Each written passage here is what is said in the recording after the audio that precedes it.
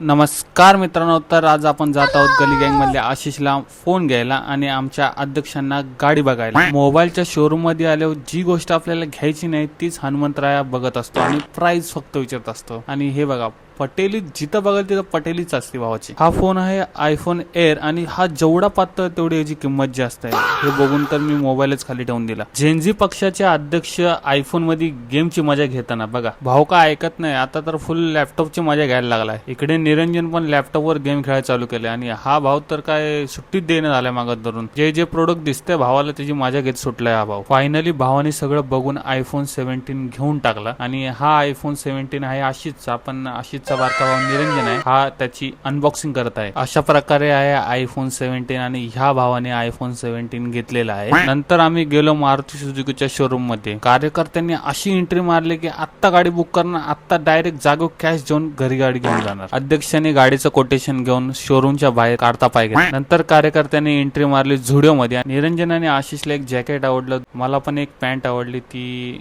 आवडली खूप, पण काय करू, घेऊ का नको असं चालू होतं। शूज सेक्शन मध्ये पण गेलो, पण एवढे काही खास वाटत नव्हतं आणि जे आवडलं तेच शूज इथे स्टॉक मध्ये नव्हते। तर आम्ही फोनची पार्टी खायला आलेलो आहे हॉटेलमध्ये। आता फोनचे खरे मालक फोन अनबॉक्सिंग परत एकदा करत आहेत। सगळ्यांनी जेवण करून मग निघालो आम्ही घरी।